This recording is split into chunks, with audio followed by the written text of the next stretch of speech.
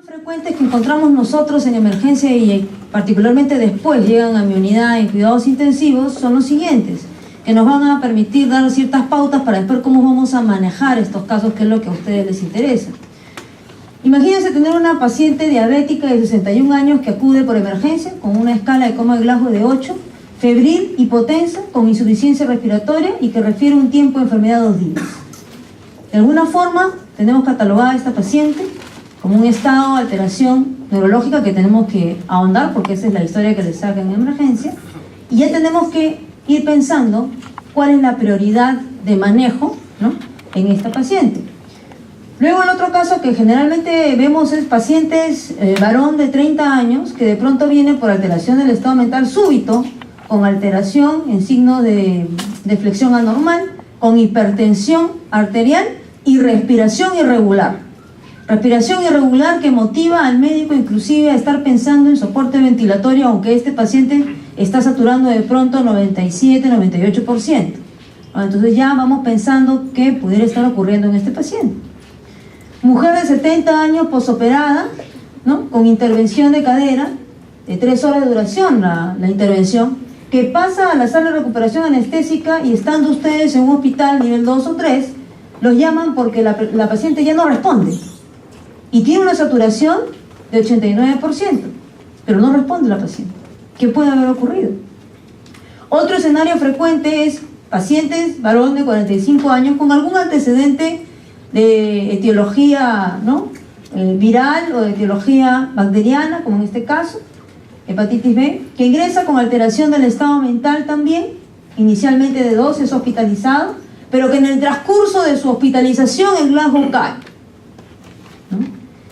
Y finalmente casos como este, ¿no?, paciente varón de 56 años con Zika, síndrome, ¿no?, coronario agudo, ¿no?, con insuficiencia respiratoria, quien se encuentra sedado con midazolam y fentanilo, ¿no? Y de pronto pues comienza a evolucionar a un estado neurológico afectado. Entonces estos escenarios nos hacen pensar en algunas patologías, y sea cual fuera el escenario, el común denominador de estas pacientes es justamente lo que vamos a hablar ahora, que es el estado de coma. Y la trascendencia es que nosotros tenemos que ser lo suficientemente rápidos en la emergencia para pensar cómo es que ese cerebro ha sido afectado.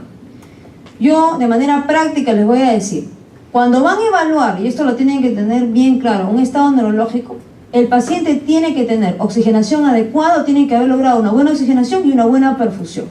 Porque si no, la escala de coma de Glasgow que ustedes evalúen no es la real. Porque a ese cerebro le va a faltar, obviamente, le falta flujo, le falta oxígeno, le falta glucosa, ¿no? Y en esas condiciones no voy a tener un diagnóstico real. Entonces, de primer inicio, cuando yo me enfrento a un paciente de coma, asegúrense de lograr oxigenación. Si tienen que lograr esta oxigenación con una máscara ventral y ven que el tórax se mueve, perfecto. Si de pronto ven que el tórax no se está moviendo adecuadamente, pues comiencen de frente con una bolsa válvula reservorio, que es lo habitual en este tipo de condiciones en emergencia. Entonces, para la primera paciente, por ejemplo, hipotensa con insuficiencia respiratoria y que además ya tiene un estado de coma por escala de coma de Glasgow de 8, yo tengo que pensar, bueno, está chocada probablemente, tiene un estado de sepsis, probablemente va a descartar una MEI, ¿no? Y acá yo tendré que tomar una acción inicial, que va a ser controlar oxigenación y presión como primera medida, y ya están manejando parte del paquete de lo que es el estado neurológico. Para el paciente de 30 años que ingresó con trastorno súbito, con una flexión anormal, hipotenso, taquipnéico, con respiración irregular, que daba ganas de sedarlo por la respiración tan irregular que hacen estos pacientes, se puede pensar de pronto en una intoxicación siendo un paciente joven, o una hemorragia, son una idea, porque es un inicio súbito en paciente joven, ¿no? Y no es infrecuente ver que algunos de estos pacientes no llegan a la sala de emergencias. Entonces yo ya estaré pensando en ello, ¿no? En el caso de la paciente posoperada, suele ocurrir que estos pacientes hacen coma por estados de narcosis de CO2. De pronto la operación duró demasiado y de pronto el paciente llega a nuestras manos y necesita, ¿no es cierto?, de que de alguna manera monitoreo ventilatorio falló, y de pronto el paciente, al haber recibido drogas, ¿no?, siendo una paciente adulta mayor, ¿no?, drogas sedantes o hasta relajantes musculares, pues no ha habido el tiempo suficiente para que su cuerpo lo haya depurado y por esta narcosis el paciente entra en un estado de coma. Igual, estos pacientes van a requerir inicialmente un soporte para controlar la perfusión, controlar la oxigenación como primer paso. En el caso del paciente con un compromiso previo, un antecedente previo hepático, entran a tallar los trastornos metabólicos y hidroelectrolíticos. ¿Será un coma hepático? ¿Será que el paciente tiene hipoglicemia por estar con la falla hepática? ¿Será que tiene de pronto hipernatremia porque se ha deshidratado por alguna razón? Este paciente, entonces ya entran a tallar los problemas metabólicos. Y finalmente no está de más siempre descartar en los pacientes el coma farmacológico, porque a veces nos pasamos, ¿no es cierto?, en la dosis de los medicamentos, llámese estos midazolam, fentanilo, como pueden ser otros que también utilizamos en la parte general. Entonces, de manera general, con esto el primer paso para evaluar a un paciente con estado neurológico es asegúrense primero, antes de echarse a pensar todas las N causas, como buen internista que podemos a veces tener la orientación de buscar, ¿no es cierto? Primero asegúrese de tener la perfusión y la oxigenación. Y va manejando de esta manera el coma paralelamente, teniendo en cuenta esas consideraciones en el manejo. Luego tenemos que pensar y repasar, recordar, cuando hablamos de coma, hay algunos diagnósticos diferenciales importantes. Y están las definiciones. El coma, ¿no es cierto?, tiene que ver con una alteración del estado de conciencia. Pero cuando nosotros hablamos de conciencia, esto lo he traído durante todo el tiempo, voy a hablar de las referencias de 3 textos generalmente, que son, o 3 consideraciones, ¿no? El libro de Plum y Posner, que es el libro de coma de estupor, muy conocido, que tiene prácticamente todo desarrollado en la parte neurológica, y muchos de los síndromes los crearon ellos, los identificaron ellos. El textbook de Critical Care de Shoemaker, que tiene, digamos, los corolarios o los básicos de esto, y algunos casos del servicio. Entonces, cuando hablamos de alteración del estado de conciencia, ¿no?, estamos hablando de 2 condiciones: afectación a nivel cerebral, que es la parte cortical, y alteración de la parte del tronco encefálico. Entonces, son dos zonas que van a verse afectadas cuando yo hablo del coma. Y cuando hablo del coma, y estoy hablando de la parte de las conexiones, ¿no?, tiene que haber, el estado de conciencia se caracteriza por tener un despertar. El paciente está consciente, ¿por qué? Porque está despierto, porque está conectado con el entorno y con usted, ¿no? Y además, su parte cognitiva, ¿no es cierto?, de la corteza, está presente. O sea, sabe muy bien, le responde cómo está, ¿no?, y utiliza sus hemisferios cerebrales. Al hablar del despertar y al hablar de la conexión con el entorno, estamos hablando del sistema reticular ascendente. Y al hablar de la parte de cognitiva, estamos hablando de la parte de los hemisferios cerebrales. Por tanto, ocurre coma cuando estas 2 partes están afectadas. La condición es que las 2 estén afectadas para hablar de coma, ¿sí? Entonces, en el coma, al tener estas condiciones, es que nosotros ya entramos dentro de este paquete de manejo. En el servicio de cuidados intensivos nosotros vemos dentro de las 10 causas prevalentes de patologías, causas que nos llevan al coma, que van desde el TEC, del cual no voy a hablar acá porque eso hay un tema acá, igual ACV, y también la hemorragia solenoidea y el ACV isquémico. Están dentro de las primeras 10 causas de ingreso a cuidados intensivos.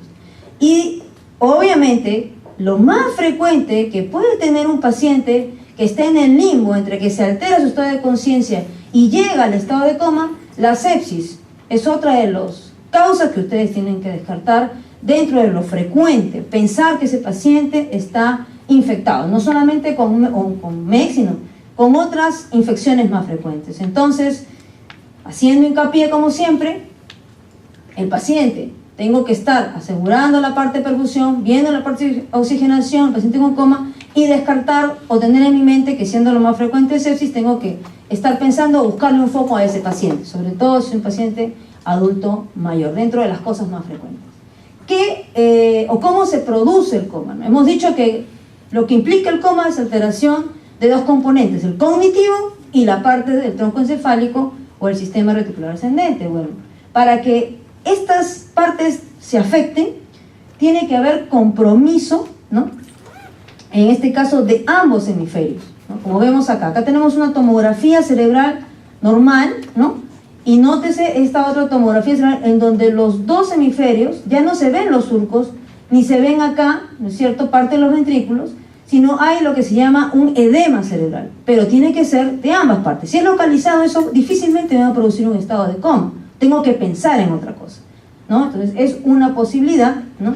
Y la otra, que esté afectada la parte del sistema reticular ascendente, que se encuentra en esta parte, ¿no? Anexa a lo que es el bulbo, anexa a lo que es la parte protuberancial, ¿no?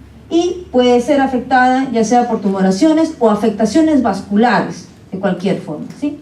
Entonces, estas son las formas en las cuales se puede afectar. Y obviamente hay una serie de causas, ¿no? Se requiere de manera obligatoria que o se afecta esto de manera bilateral o esto está comprometido, que es el tronco encefálico. Pero también tenemos algunos estados que nos llevan a pensar en el diagnóstico diferencial. Por ejemplo, tenemos este paciente que, si ustedes lo miran, no entabla un contacto con los ojos con el examinador, que no les habla y cuando ustedes les tocan no localiza el dolor. O sea, prácticamente tiene los ojos abiertos, que usted puede decir un 4 en la escala de Comen-Glasgow, pero cuando lo toca, lo examina, ni siquiera llega a localizarlo, puede de pronto casi ni retirar, ¿no? Y no habla.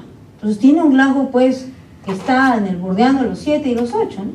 Y de pronto este paciente por momentos tose, ¿no? O puede tener algunos movimientos, ¿no?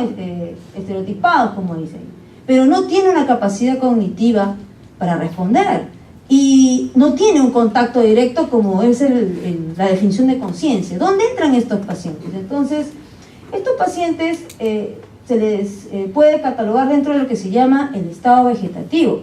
Es una condición, un pase adicional al coma. El coma es el extremo y ocurre cuando, habiendo tenido una anoxa en ambas partes, que es la condición del coma, una de las partes, ¿no?, se recupera más lentamente. ¿Cuál es esa parte que se recupera más lentamente en el estado vegetativo? La corteza. La corteza se va a resolver más lentamente que el tronco encefálico y es por eso que tenemos este problema. Pero esto también tiene puntos de corte. El estado vegetativo, ¿no? Hay este estado vegetativo que es persistente, ¿no?, que se prolonga en el tiempo, y hay determinados puntos de corte que nosotros, inclusive nos preguntan los familiares, bueno, ¿hasta cuándo vamos a esperar que este paciente se recupere? O te dicen, por ejemplo, yo tengo la esperanza que mi familiar se va a recuperar. Entonces, la evidencia te dice que eso es cierto, que eso es verdad, que tú no lo después ya aquí quedó secuelado. Hay muchos pacientes que entran con escala de Comen-Glasgow a la UCI y luego posteriormente los vemos en un mejor estado, ¿no? Pacientes que jamás hemos pensado que pudieran recuperar. Y esos puntos de corte sí he querido conveniente explicarles acá, ¿no? Se habla de un estado vegetativo persistente, ¿no?, cuando ya tenemos un tiempo de hasta 3 meses de injuria, siempre y cuando esta ha sido no traumática. Y tengo que esperar yo para decir que esto es persistente hasta 12 meses si es que el daño ha sido traumático, o sea, tipo TEC. O sea, yo le puedo dar, entre comillas, con un sustento de medicina basada en evidencia a la familia, al familiar, un tiempo de prudencial de hasta 12 meses cuando tenía un TEC para decir, bueno, hasta aquí quedó, este estado vegetativo ya no va a salir, ¿no? Ustedes deben haber escuchado, ¿o no? Se despertó, milagro, dicen. Eso no es milagro, está explicado, disculpen, no quiero meterme con religión, sino que eso está explicado dentro de la parte médica. Ahora, después de los 12, sí, eso ya sí es milagro. Entonces, ya eso ya está escapando de los límites, ¿no es cierto? Pero si estamos hablando de evidencia, esa es la evidencia. Entonces, yo cuando me comunico con un familiar en una condición tan difícil como esta, tengo que hablarle y no decir, bueno, va a quedar secuelado, ¿no? Bueno, ya no hay nada que hacer, señora, ya todo lo dejamos al Señor. Al Señor, ¿cuál Señor? El Señor que no ha leído, será, porque aquí está claramente. Entonces, tienen que tener esas consideraciones. Otro estado que es importante hacer el diagnóstico diferencial es el síndrome de enclaustramiento. Deben haber escuchado el síndrome de Lockheed-In o el síndrome de enclaustramiento. Este estado, el paciente está como está aquí. En realidad este paciente está conectado a los hemisferios cerebrales, pero hemos dicho que para el coma tienen que estar afectados los dos. Si los hemisferios están conectados, porque yo le hago un electroencefalograma y veo las ondas, entonces, ¿qué están afectados? El tronco, lamentablemente, ¿no? Entonces, esto ocurre porque hay una desconexión entre el tronco, las conexiones entre el tronco y el cerebro se han perdido. Entonces, el pobre paciente sí puede despertar, sí tiene conciencia de sí mismo, pero no lo puede expresar. Esto es lo peor que puede encontrarse. Entonces, muchas veces, algunos de nosotros podemos caer, ¿no?, en el vicio de decir, uy, el paciente no responde, mira, no tiene estímulo. Algunos se atreven a decir inclusive coma, sin pedir siquiera, ¿no?, un electroencefalograma, o a veces, ¿no?, los potenciales evocados, que también ayudan, ¿no? Entonces, son condiciones, y estos pacientes tienen lesiones, como pueden ver ahí, lesiones pontinas a nivel ventral, pueden tener cuadriplegia, tienen un movimiento vertical, que también se ven en otras condiciones, los ojos, movimiento vertical de los ojos, de los globos oculares. Son condiciones que entran a tallar y que son importantes que ustedes las consideren cuando enfrentan a un paciente con un estado mental afectado, en el cual yo puedo literalmente poner una escala de coma baja, pero que no tiene necesariamente la condición de coma, que hay que hacer el diagnóstico diferencial. Y otro punto es la zona que se afecta aquí, como está dibujado, es justamente la zona protuberancial, generalmente ventral. Se puede hacer por un problema vascular, mala suerte que ocurrió en esa zona, ¿no?, un proceso tumoral o algo que condicione esa zona. Y finalmente la muerte encefálica, que también es otro diagnóstico que entra a tallar cuando el paciente tiene coma. Y en el diagnóstico de muerte encefálica clínico, no solamente están la ausencia de los reflejos, para lo cual yo tengo que saber de memoria las ramas aferentes y eferentes de los reflejos respectivos, qué nervios están comprometidos, porque de acuerdo a ello veré que está afectado el tronco. Y además tengo que hacer exámenes como este de acá, que es el Doppler transcraneal, que si bien es cierto, en un ambiente inicial pudiera ser que no se tenga en la mano, es importante tener la correlación, porque la donación, el índice de donación está muy bajo, y está muy bajo porque a veces no se hace gestiones de tener este tipo de dispositivos que pudieran ayudar a discriminar. Estas son las zonas de la arteria cerebral media, y cuando hay una parada circulatoria cerebral, como ahí dice, con una presión intracraneal de 70 o elevada, vamos a ver que estas ondas van disminuyendo terriblemente hasta desaparecer. Y esto nos da el diagnóstico diferencial a un paciente, plasma menos de 8, que no tiene reflejos corneales. Y yo digo, bueno, ¿es coma o ya estamos en muerte encefálica? Tengo que utilizar métodos alternativos como son estos, por ejemplo, para... no necesariamente se requiere para la confirmación, claro, pero sí ayuda para acelerar el proceso de diagnóstico, ¿no? Acelera el proceso de diagnóstico para procura, ¿no? Entonces, teniendo en cuenta ya mis 4 diagnósticos, o los 3 diagnósticos diferenciales del coma, de los cuales, vuelvo a aclarar, está el estado vegetativo, con su característica de persistente, el síndrome de enclaustramiento, Loken-In, ¿cierto?, que también es importante considerarlo, traerlo a cotación, y la muerte encefálica, son consideraciones de diagnóstico diferencial que tengo que establecer antes de entrar al paquete de coma. Y mucho antes de eso, estabilizar a mi paciente. Cuando se habla del manejo en esta patología particularmente, ¿no?, tenemos que tener en cuenta esta pirámide. Primero tengo que hacer un buen diagnóstico clínico, porque si me voy para el otro lado, ahora un diagnóstico que no es el catálogo de coma a un paciente con Loken-In, o catálogo de coma a un paciente, ¿no?, que de pronto ya tiene muerte encefálica, tiene implicancias posteriores en el manejo. Entonces yo tengo que partir de un buen diagnóstico diferencial, ¿no?, de la parte clínica de lo que es coma. Y tengo que apoyarme, y tengo que hacer en este tipo de particular de patología neurológica, interpretación de exámenes de diagnóstico, que no solo se restringen a una simple tomografía, sino que ya estamos avanzando en el campo de ver, medir, ¿no es cierto?, los flujos vasculares, como es el Doppler, como es el uso del Doppler, como es el uso del electroencefalograma y de los potenciales evocados. Competencia del neurólogo, sí, pero nosotros como médicos en general, que vemos pacientes en emergencia, en UCI, tenemos la obligación de solicitar al especialista para que nos apoye rápidamente en llegar a un diagnóstico, más si el paciente está en estos estados. El otro concepto es, una vez que yo ya hice mi diagnóstico, ya utilicé e interpreté bien mis exámenes, es el concepto del fundamento fisiológico. ¿Qué lo llevó al paciente al coma? Porque ahí yo tendré que definir el manejo, ¿no? Y buscar dentro de lo que es la medicina basada en evidencia, sobre todo el paciente ya neurocrítico, ¿no?, qué es lo que le va a hacer mejor a ese paciente. Por ejemplo, si yo ya sé que tiene edema cerebral Para ese paciente va a ser mejor ponerle mannitol o solución hipertónica. Eso va a depender de su condición clínica, ¿no? Para ese paciente va a ser mejor que lo lleve a tomografía o que primero de pronto lo tenga que intubar para estabilizarlo y llevarlo con un transporte adecuado, ¿no?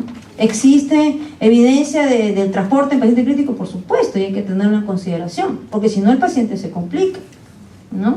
Por ejemplo, para toma de decisiones de pacientes que llegan en coma y que tienen que ser intubados y que tienen que recibir asistencia ventilatoria, le hago la tomografía y hago el diagnóstico de un ACV hemorrágico en un paciente joven. Yo sé que ese paciente tiene que ir a una arteriografía y yo sé que tengo que encontrar si tiene una MAF y yo sé que tienen que hacer la embolización y tienen que hacerlo ya.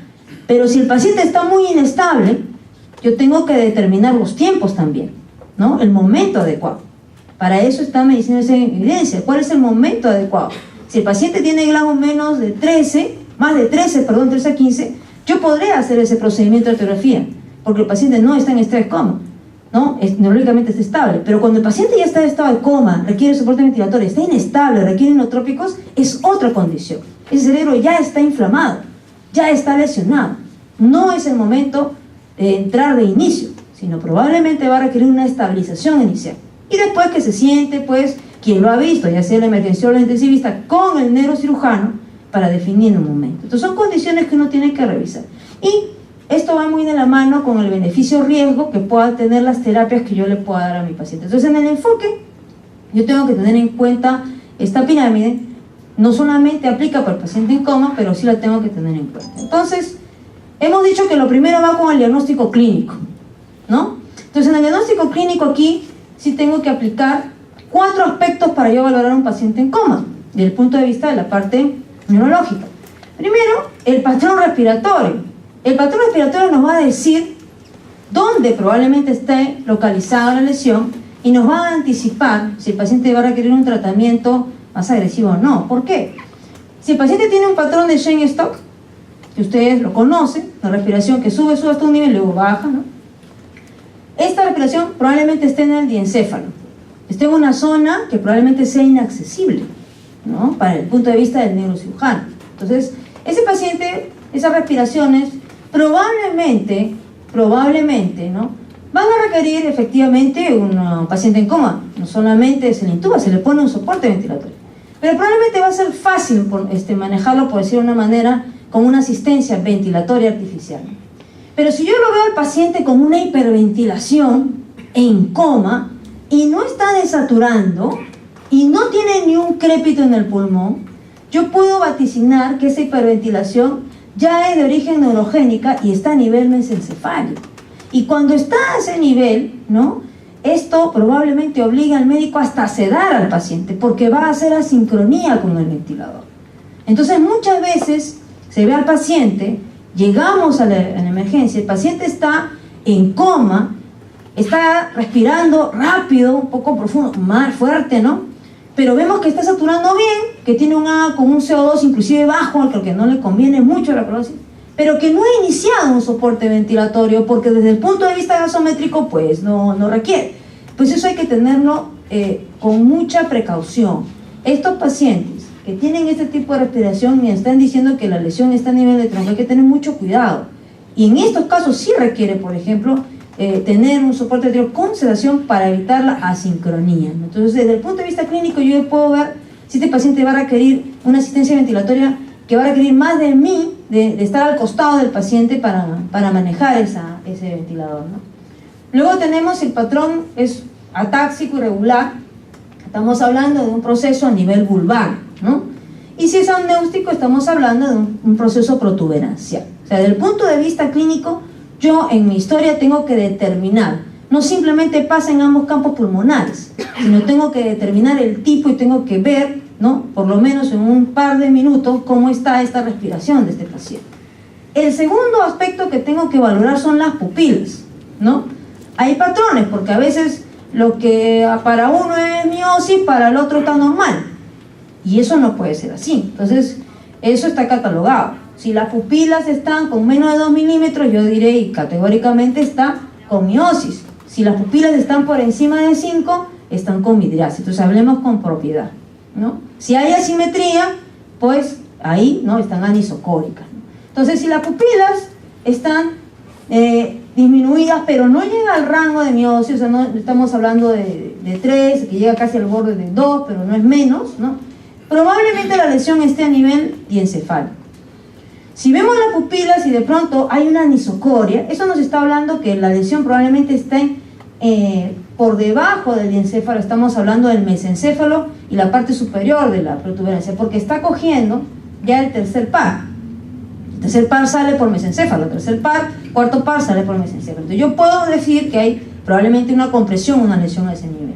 Y cuando las pupilas están mióticas, estamos hablando de un problema a nivel protuberancial, ¿no? Entonces yo, con las pupilas, puedo definir, al menos si están anormales, que definitivamente alguna zona entre el diencéfalo y la parte protuberancial están afectadas, ¿no?, para lo que son lesiones, ¿no?, neurológicas, ¿no? Otro punto importante que se tiene que evaluar son los reflejos oculomotores. Los reflejos oculomotores, como los otros reflejos de los pares craneales, ¿no?, tienen una vía aferente y una vía eferente. Una vía aferente quiere decir lo que estimula al nervio, y la vía eferente es la respuesta que yo debería tener. Esto es una prueba importante que se tiene que hacer en los pacientes neurológicos. La vía aferente, yo muevo la cabeza, estoy alterando los otolitos, o sea, estoy alterando el movimiento. ¿Qué par es ese? El octavo, ¿no es cierto? Entonces yo estimulo el octavo con el movimiento, y la respuesta de los ojos debe ser moverse en sentido contrario. Esa respuesta se da a través del tercero, que es el oculomotor. Entonces, esa respuesta yo tengo que verla.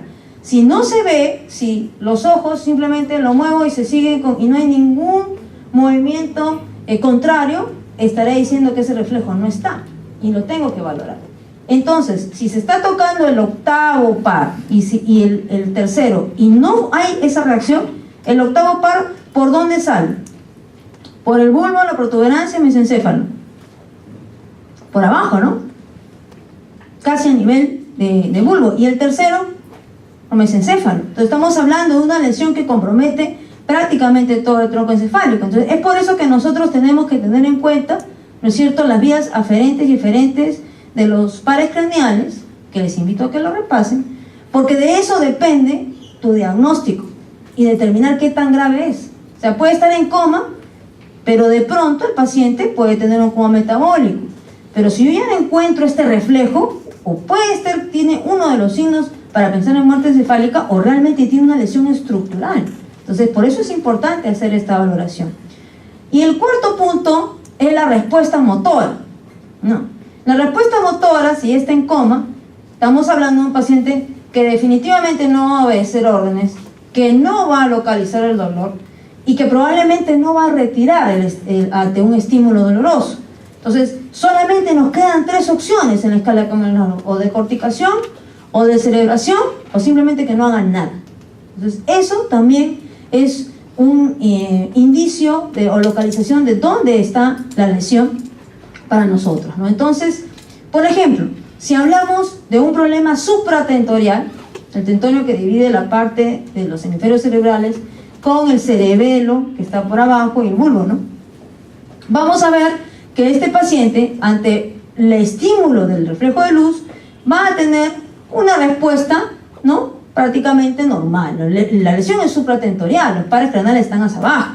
Le hago los reflejos, como ven aquí, oculocefálico, y lo va a tener normal. O sea, ya van 4 pares craneales evaluados. Y veo que el paciente tiene decorticación, una flexión. Entonces, con solo la evaluación de estos aspectos, y vamos a ver la respiración, que puede ser de Cheyne-Stokes o puede ser normal, entonces estamos frente a una lesión de coma por zona de ubicación probable supratentorial, sin necesidad de hacer ninguna tomografía ni ninguna de esas cosas, ¿no? Porque a veces ya, pues de frente la tomografía, sin oxígeno, sin nada, rápido, ¿no? Pues es que no es así, pues. Ya les hemos conversado que lo primero es la estabilización, mi buen examen neurológico mientras voy a hacer todos mis trámites, y definir esto, ¿no? Anticiparse a. ¿Por qué? Porque ahora están de moda, y ustedes deben saber, y es un problema de salud pública, ¿no es cierto?, el que a veces hayan equivocaciones en los diagnósticos, o te vengan otras tomografías, o te confunden las tomografías. Y de pronto, ¿no? Por no hacer esto, ¿no? Te viene una lesión, uy, tiene una lesión, y no es esa lesión, pues. Entonces tiene que haber una correspondencia. Entonces, acuérdense, la lesión supratentorial, la parte de evaluación de los reflejos, en este caso, octavo, tercero, y la parte de respuesta neurológica, de corticación, nos invitan a pensar en una lesión estructural supratentorial como causal del coma. Mesencéfalo, ya hemos dicho que esta es la zona más complicada, ¿no? En donde el paciente va a tener esa respiración rápida que a nadie le gusta tener, porque aun cuando lo intuban y lo sean un poquito, el paciente hace sincronía con el ventilador, suena, pero la saturación está bien. Entonces, ¿qué está pasando a este paciente? ¿No? Y obliga hasta a veces hasta a relajarle, a ponerle sustancias de relajantes musculares. Este paciente va a tener midriasis fija. Este paciente puede tener en el reflejo óculo-cefálico parcial respuesta, no abducción ocular, y va a tener descerebración en la evaluación. Entonces ya estamos pensando que el estado de coma compromete aquí la parte mesencefálica. Esto es un poco de mal pronóstico en realidad cuando vemos ya este tipo de paciente. Estamos hablando generalmente de localización de lesiones estructurales. Cuando la lesión está a nivel protuberancial, podemos tener una respiración irregular y vamos a ver las pupilas puntiformes. No vamos a encontrar una respuesta a nivel adecuado, a nivel de los pares craneales con el reflejo oculocefálico, y no va a tener respuesta, el paciente está flácido. Entonces, mientras la lesión sea mesencefálica y protuberancial por clínica, sin necesidad de tomografía, yo ya me estoy aproximando a que el pronóstico de este paciente definitivamente no es tan bueno. Es muy probable que estas personas tengan lesiones de coma estructurales y que yo encuentre algo malo en la tomografía o que tenga que tomar una resonancia, ¿no? A diferencia de los otros estados en donde estos reflejos van a estar perfectos. ¿Y cuál es el problema? El problema es inicialmente falla en el despertar o lesión bilateral, ¿no? Cortical, y esto puede ser de alguna manera conservado. Los síndromes herniarios también se pueden presentar, ¿no? Aquí le llamamos síndromes hernarios porque parte de la estructura, en este caso, sale un desplazamiento, en este caso de la parte cerebral a través de la parte del tentorio, que separa pues el cerebro del cerebelo, y acá comprime el tronco encefálico. Eso se llama hernia uncal. Y también tenemos la hernia amigdaliana que sale por el agujero magno y comprime la parte final del bulbo. Entonces, cuando tenemos esto, por de alguna manera hay una ocupación de masa de sangre o lo que fuera en otros escenarios, vamos a tener pacientes con anisocoria y con, de alguna manera, alguna respuesta a nivel mesencefálico, ¿no? Pero vamos a tener, sí, la anisocoria de estos pacientes, ¿no?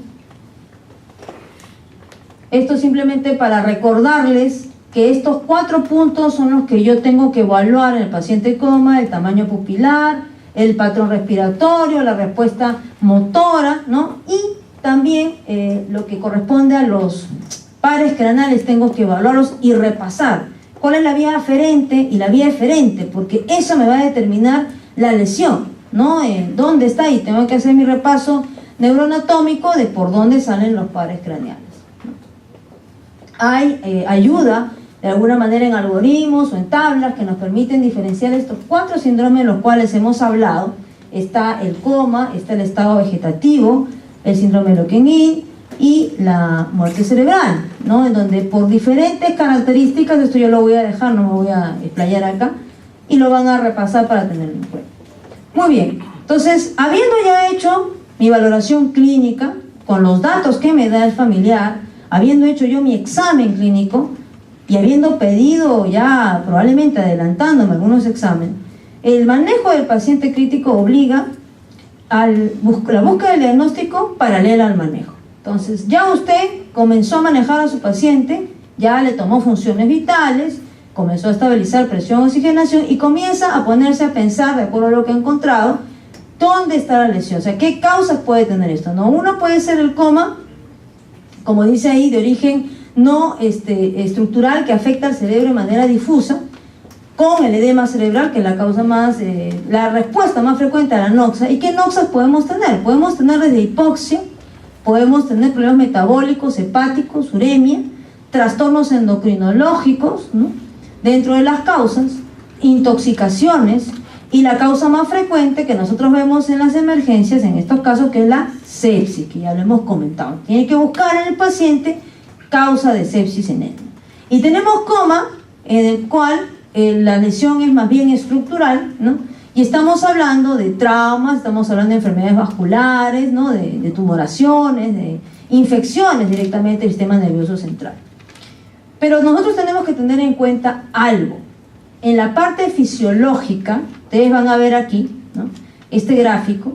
Ustedes acá vamos a tener en el eje de las X una representación de cómo se comporta la presión intracraneal, la famosa PIC, ¿no es cierto?, en relación al volumen intracraneal. Todos hemos aprendido en pregrado que existe la ley de Monro-Kerr. Ok, perfecto. Esa ley que nos dice si hay sangre o alguna masa o algo a nivel cerebral, el cerebro lo compensa disminuyendo otras zonas que también están ocupadas por agua, por sangre del cerebro. Pero eso ocurre, o sea, comienza a aumentar, ¿no? Comienza a aumentar la presión intracraneal, ¿no? Llega un momento en donde ya esa ley de Monro-Kerr fracasa, ya no funciona, ya fracasó. Entonces, cuando fracasa esa ley de Monro-Kerr, llega un momento en donde ya pequeños incrementos de volumen generan un incremento exponencial de la presión intracraneal. Es por eso que a veces cuando nosotros tenemos pacientes en salas de emergencia o en cuidados intensivos, midiendo inclusive la PIC, ¿no es cierto?, nos vamos a dar cuenta que estos pacientes necesitan una intervención quirúrgica, y no es que vamos a valorar el GLACO primero, el GLACO va a estar de pronto en 10, después va a estar en 11, después va a estar en 12 o al revés, no va a comenzar a bajar 12, 11, 10, 8, 9 a la hora. No, esto es exponencial. Es posible que nuestro paciente ya está al límite, GLACO 10, GLACO 11, en cualquier momento se puede complicar. Y la explicación es que la complacencia que tiene el cerebro tiene un punto a partir del cual es exponencial. Por tanto, yo me tengo que adelantar. No voy a esperar a que mi paciente llegue al GLACO 8 para proceder a darle una protección de vía aérea o un soporte artificial, por esta explicación fisiológica, ¿no? Entonces hay una gran descompensación cuando comienza a subir ya el volumen intracraneal. Entonces tenemos que tener eso en cuenta. Y de ahí viene la importancia, ¿no es cierto?, de la interpretación de las imágenes. Yo tengo mi diagnóstico diferencial, pero no todo es fácil, porque yo decía, ya bueno, hay sangre, ¿no? Pero la sangre tiene distribución venosa y tiene distribución arterial, ¿no? Y si yo peco de exceso, digo, a mí me enseñaron que sangre es igual a un ACV hemorrágico y eso significa que se ha roto una arteria o una MAF, y no salgo de ese diagnóstico, puedo complicarme, porque en esta tomografía de este paciente vemos las dos zonas, vemos sangrado que está aquí, ¿no?, pintado de blanco, y vemos zonas de isquemia. Entonces uno se puede, ¿pero qué fue primero acá?, ¿no? Y a veces son mal catalogados los pacientes, ¿no? Dice, ya un ACV isquémico, vascular, arterial, y no es así. Este es el caso, por ejemplo, de un paciente con trombosis venosa, ¿no? ¿De qué? ¿De cuál? Del seno, pues, ¿no? Entonces acá tenemos la distribución anatómica de la parte de los senos, ¿no?, cerebrales, de la parte de los senos cerebrales. Yo tengo que tener en cuenta la distribución, así como hay una distribución arterial, hay una distribución del seno sagital, ¿no es cierto?, del seno recto, ¿no? Y tenemos, como acá vemos, una distribución, ¿no?, una zona sangrante que está guardando correspondencia con una determinada zona que no guarda o que no tiene una distribución vascular arterial. Entonces, cuando yo examino una tomografía y veo, oye, pero tiene sangre aquí, acá, en el otro lado también, acá en el centro, oye, esto no tiene no parece una de origen arterial. Y es que la arterial tiene una distribución diferente, ¿no? Como ven aquí, cerebral media, ¿no?, la parte posterior, anterior, que es diferente a esta distribución. Por lo tanto, yo tengo que ver si lo más práctico es, y lo que casi todos nos acordamos es aprendernos cuál es la distribución arterial, y si no guarda correlación con esa distribución arterial, podrá ser venoso o podrá ser una tumoración o neoplasia. No es infrecuente pacientes que vienen en coma, que nos hacen interconsultas como diagnóstico de pacientes ACV y terminan siendo o trombosis venosa que requiere anticoagulación a pesar que hay sangrado, o terminan siendo neoplasias que lo que requieren es intervención quirúrgica y corticoide, ¿no es cierto? Entonces, esas son condiciones que de todas maneras ahí tenemos que ser muy acuciosos en el diagnóstico y tener a la mano un pocket de un texto en donde nos recuerde cuál es la distribución, ¿no? Siempre hay que consultar, no hay que perder esa buena costumbre, ¿no? Y lo otro es, por ejemplo, la valoración clínica secuencial. Ok, el colega examinó su examen completo y te da un reporte. Eso no significa que ese examen sea perenne en el tiempo, puede variar. Acá les traigo el caso de otro paciente, un paciente que fue catalogado inicialmente como un síndrome de Guillain-Barré, con la clásica parálisis, ¿no? Este paciente, a las 24 horas que pasó a la UCI, porque ya estaba con requerimiento de ventilación mecánica, que lo requirió rápidamente en 2 días, al tercer día, yo lo veo el segundo día, y ya prácticamente no había casi nada de respuesta. Me logro comunicar con él a través de sus ojos. Hacía movimiento vertical. Yo dice, pero movimiento vertical yo lo he visto en otros estados, ¿no? Al día siguiente digo, bueno, para colmo de males retrasaron la plemaféresis. En aquella época no teníamos el CIS como lo tenemos ahora, diestro y siniestro. Y ya no podía comunicarme con él. Catalogado, coma.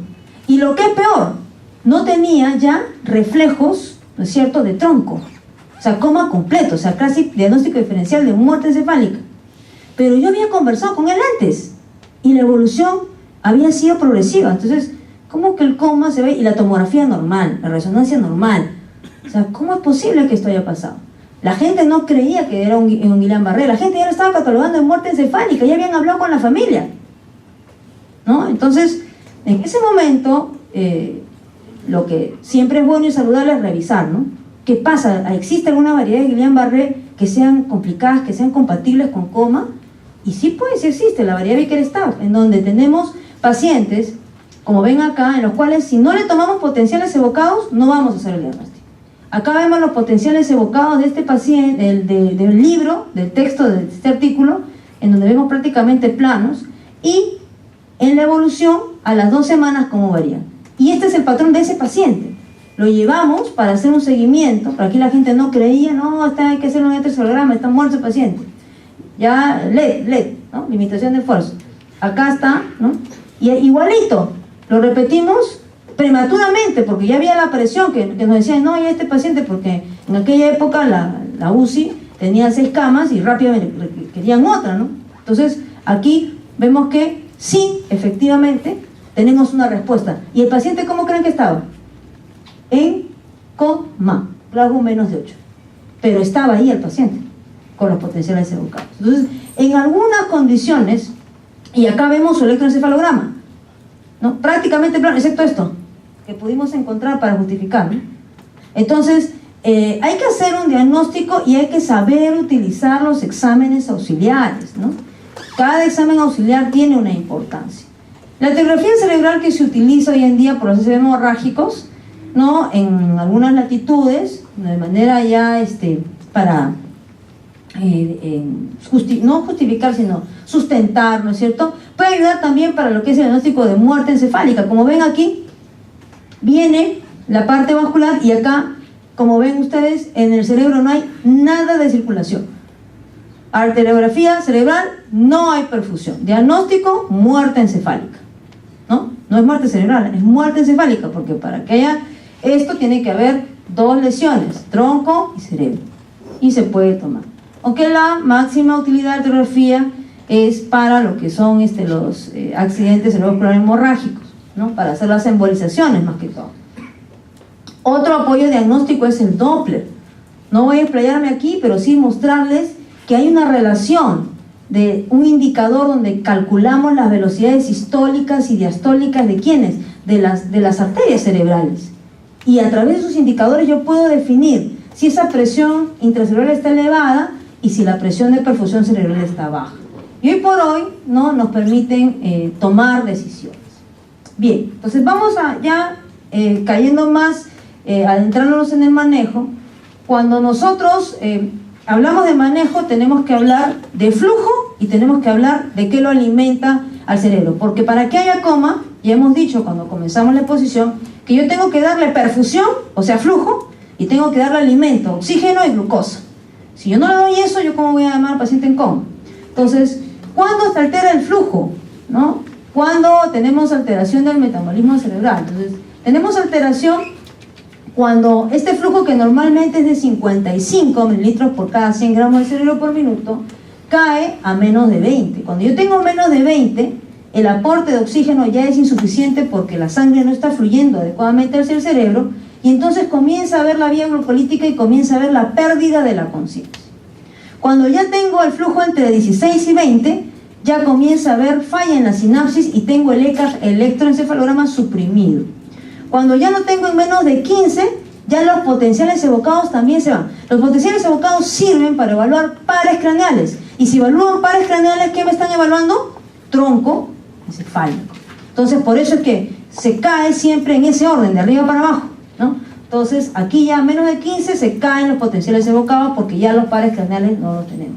Y cuando el flujo es menos de 8, ya hay lesión en membrana, necrosis, ya evidentemente isquemia. Entonces, por eso comprenderán que el caso anterior que les comenté del problema raro de encefalitis Vickers-Stapp, o problema de Guillain-Barré, de esa variedad, ¿no? Si los potenciales evocados estaban ahí presentes, ese flujo cerebral está, pues.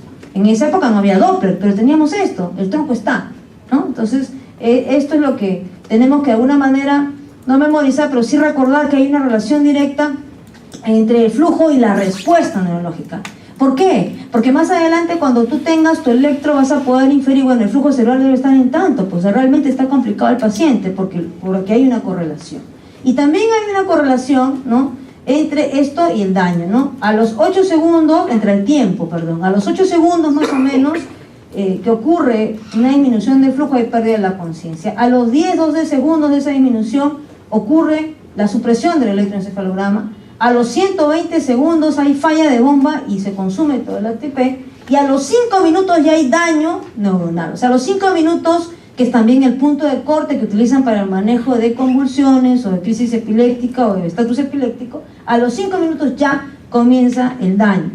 Y obviamente el daño cerebral severo se da cuando han pasado 20 a 30 minutos de falta de flujo o disminución a los niveles que estamos hablando. Y el infarto ocurre a las 1 a 2 horas. Por tanto, si usted tiene un paciente que le viene con un tiempo de enfermedad, ¿no es cierto?, mayor a 2 horas, con alteración del sensorio, y luego de su evaluación clínica y exámenes encuentra pues lesiones importantes, usted dirá, bueno, eso es poco probable que revierta, ¿no? Ya está instalado.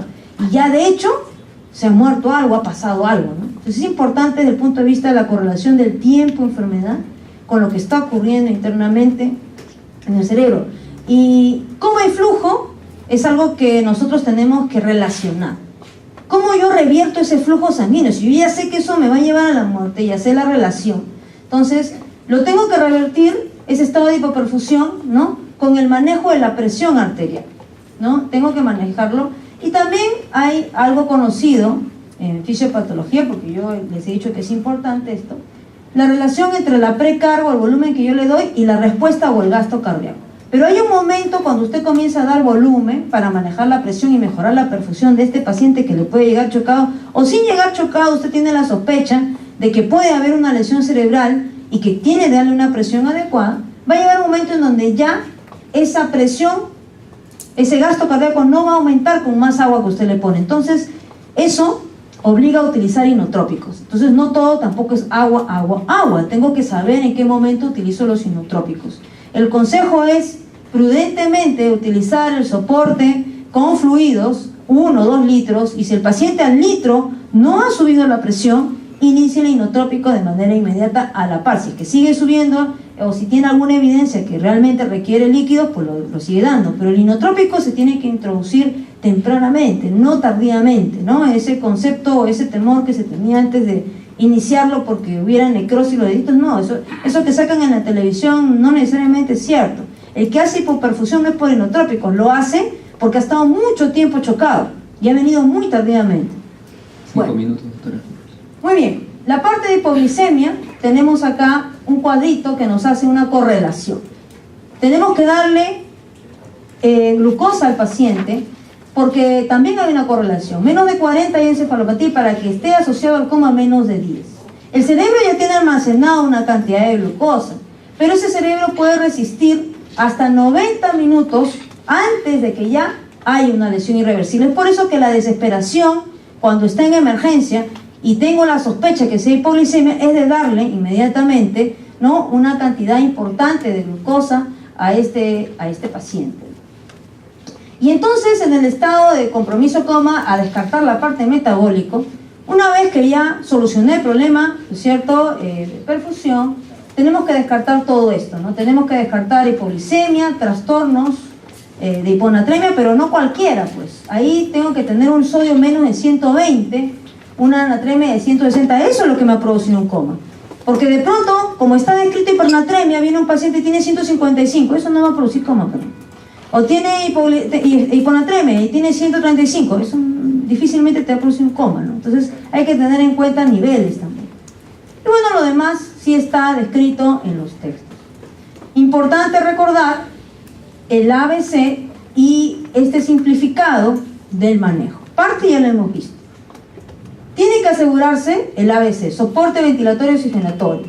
Tiene que asegurarse, ¿no es cierto? Y actualmente se habla hasta del QSOF, hemos dicho que la causa más frecuente es sepsis. Hay un punto de corte que te dice el QSOF, pero en realidad el QSOF es lo que siempre hacemos en el paciente crítico. Paciente crítico, ¿cuándo es paciente crítico? Tengo frecuencia rápida, respiratoria rápida, tengo taquicardia y tengo alteración mental, ya pues está crítico. A eso le han llamado QSOF. Bueno, pues lo mismo, ¿no? Pero esto es importante recordar, ¿no? En la historia yo tengo que definir si es coma estructural o si es no estructural. Tengo que tomar mis exámenes, evidentemente descartar hipoglicemia importante.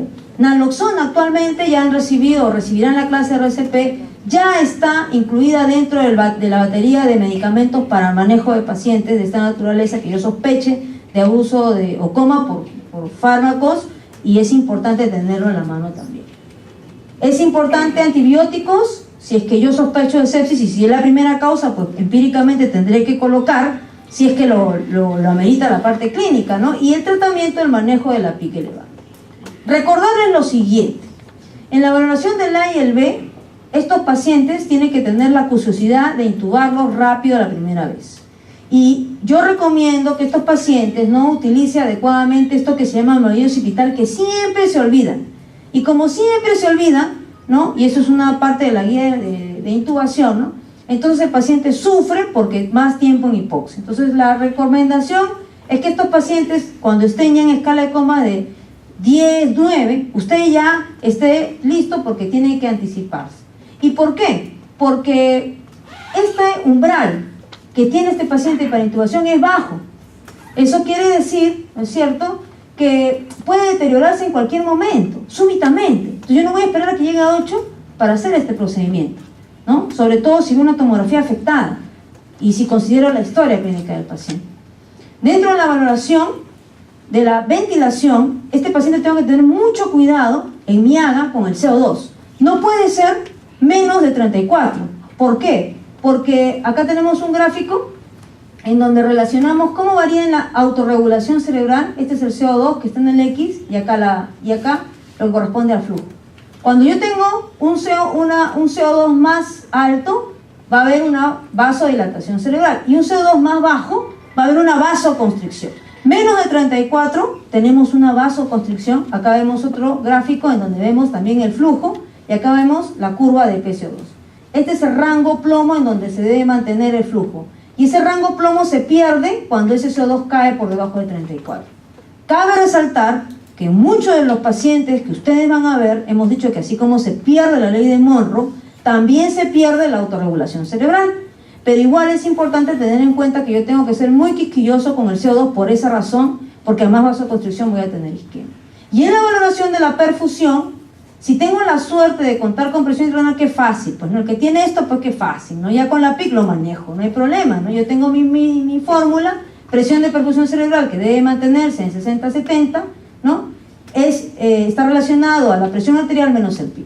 Pero en estos pacientes que vienen con edema, que vienen con sangrados, con lesiones, es muy probable que, ¿cómo está la PIB? Más de 20, pues, ¿no? Es probable. Y si no lo tengo que asumir en favor al paciente, si está en estado de coma. Entonces, si no tengo una PIC, yo tengo que asumir ese valor. Si ese valor lo paso acá, voy a concluir que mi presión arterial media, asumiendo una PIC más de 20, debe mantenerse entre 90 y 100. Y con eso estoy tranquila y no necesito en un momento cero tener la PIC, que eso se utiliza ya en cuidados intensivos, ¿no? Tiene una gráfica especial, no voy a tener, simplemente explicarles que existe. ¿Y cómo hago el manejo? ¿Con qué soluciones utilizo? Bueno, el lactato de Ringer es importante, también puedo utilizar solución salina, ya hemos hablado de la noradrenalina. En caso de hipertensión hay que tener, la droga de elección es el labetalol, pero ojo, también hay que titularla, hay que estar chequeando porque eso también tiene efecto vasodilatador, ¿no? En la parte de la hiperventilación existe el concepto de que cuando hay una triada de Cushing, yo debo hiperventilar al paciente. La triada de Cushing, que compromete, ustedes saben, la hipertensión, que compromete la parte, ¿no? El paciente rápidamente hace anisocoria, ¿no? Y te hace este problema, yo puedo, ¿no?, utilizar como una medida transitoria. Es decir, solo tengo manitol, solución hipertónica, no tengo otra cosa con que tratar a este paciente, o estoy en el prehospitalario y yo puedo hacer hiperventilación. El AMBU, si usted lo aprieta completamente, te va a dar hasta 1200 de volumen, ¿no? Y cuando usted está en esto, pues puede darse el lujo de apretar todo el AMBU en vez de la mitad, que es lo que se hace en un paciente que no tiene esta triada, que no tiene estos criterios de enclavamiento, ¿no? Y puedo bajar mi frecuencia de AMBU a 10 por minuto. De esa manera, ¿no es cierto? O perdón, subir hasta 16 por minuto. De esa manera, yo aumentando el volumen tidal y aumentando la frecuencia respiratoria, me aseguro barrer el CO2 hasta niveles de menos de 24. Paralelamente, puedo utilizar, cuando llego a esta triada, ¿no es cierto?, de bradicardia, con anisocoria, con el paciente inmediatamente comienza a tener hipertensión arterial, puedo utilizar mis bolos de solución hipertónica o mi manitol. Mi manitol generalmente 300 cc, que equivale a 1 gramo por kilogramo, o el manitol o la solución hipertónica, ¿no?, que se hace generando ampollas del 20% en combinados con cloruro de sodio. ¿Este efecto en cuánto tiempo me va a resolver el problema? Pues a los 20-60 minutos ya voy a tener un efecto importante. ¿Y me va a durar o me puede durar 6 horas? ¿No? ¿Hasta qué? Hasta que el neurocirujano pues venga y me defina si va a intervenir, y si no va a intervenir, pues tenemos otras opciones como tiopental en el caso de manejo de la PIC. Esto ya hemos hablado de la sedación importante en ese paciente. ¿Por qué un paciente en coma lo voy a sedar? Va a decir la gente. No tendría sentido. Bueno, tiene sentido cuando el paciente hace asincronía. Tiene sentido cuando el paciente en coma está con fiebre, porque eso le va a generar mucho metabolismo cerebral. Y yo tengo que tener ese cerebro tranquilo y descansando. Entonces, en ese contexto, yo sí estoy obligada a utilizar mi sedación y mi analgesia, ¿no? Hemos hablado de la glucosa, la cantidad, cuánto le doy, si encuentro, que espero que nunca llegue su paciente eso, pero si lo encuentran de llegada, 25 gramos que equivale a 4 ampollas de destroza. Cada ampollita tiene 6 gramos, ustedes la convierten, entonces es el equivalente, ¿no? El equivalente de 25 gramos de destroza al 50 es el equivalente a tener, pues, obviamente, tus 4 ampollas de destroza al 33. ¿Y puedes utilizar destroza al 50? Sí, siempre y cuando demuestres la hipoglicemia. Si no, obviamente la destroza pasa a la barrera hematoencefálica y me puede generar más edema y más complicación. Tiamina también, sí existe la tiamina por si acaso, hay gente que dice no, sí existe, y se da para sospecha de Wernicke en aquellos pacientes que han estado sin comer mucho tiempo, ¿no? Esos pacientes operados que están en cirugía, que nos llaman porque de pronto tienen movimientos alterados de los ojos, dice, tienen sus nistagmos y no obedece órdenes. Ese paciente puede estar sufriendo déficit de tiamina porque no ha comido mucho tiempo, un ayuno prolongado, ¿no? Las convulsiones, actualmente pongo ya el lorazepam porque gracias a Dios el Salud tiene ahora el lorazepam. Nosotros todavía no, pero ya entró en el Salud, probablemente así entre en el MINSA posteriormente, ¿no? Para convulsiones. Esto ya lo tienen. Los antídotos, recordar, además del naloxona y flumazenil, ¿no?, hasta 5 miligramos, y nos ayuda cuando el paciente a veces ha sido sedado de manera innecesaria o se ha extrasedado o sobresedado y requerimos definir si realmente el paciente ya no lo requiere, con diferentes exámenes de laboratorio. Y el flumazenil de 1, 2, 3, 4 hasta 5 nos resulta importante en este caso. Entonces, para terminar, vamos ahora a revisar los casos que hemos comentado. En esta paciente, por ejemplo, diabética, de 61 años, que esto es un caso real, ¿no?, que hemos tenido. Efectivamente se le manejó con inotrópico, con volumen, con antibiótico, tenía una infección urinaria, lo cual le había generado un estado de shock séptico, por lo cual hizo falla multiorgánica y un estado neurológico de coma. Se le quitaron los sedantes inicialmente y digo, bueno, ya, definitivamente ya hemos encontrado un foco, debería despertar. No despertaba en 2 o 3 días, ¿no? Entonces se apostó por la posibilidad de intoxicación. Ella, el paciente, venía de emergencia, había estado 1 y media ahí con midazolam y probablemente, además de eso, tenía pues un problema asociado a sobresedación. La paciente, bueno, despertó después del manejo. Paciente de 30 años, este paciente tenía una hemorragia subaranoidea y estos pacientes, pues, el manejo correcto que le dimos, habiendo llegado tan mal, es una estabilización inicial de al menos, no se le podía sacar, además los trámites demoran para hacer la angiografía, y después de unos 7, 8 días de manejo, habiendo sido monitorizado con Doppler transcranial para descartar los espasmos, se le llevó para su tratamiento. Este paciente, ¿no?, estamos hablando de un paciente que efectivamente hizo narcosis de CO2, simplemente se le tuvo que reintubar, mejorar el CO2, que estaba en 70, y salió del estado de coma. Lo que había tenido era simplemente una narcosis de CO2. Estos pacientes con coma hepático requieren, además del combo de perfusión, oxigenación, descarte de hipoglicemia, ¿no?, manejar también, por el trastorno sanguíneo no le podemos poner una PIC, pero sí podemos monitorizarlo con Doppler. Estos pacientes que hacen coma hepático o las fallas hepático-fulminantes se mueren de edema cerebral, no de sangrados, ¿no? Entonces hay que tener un monitoreo estricto de estos pacientes, ¿no? Ya hemos visto dengue que se complican con este tipo de cosas también. Y finalmente no tener o no perder de vista los comas farmacológicos, ¿no?, para lo cual ya tenemos antídotos y tenemos que sospechar.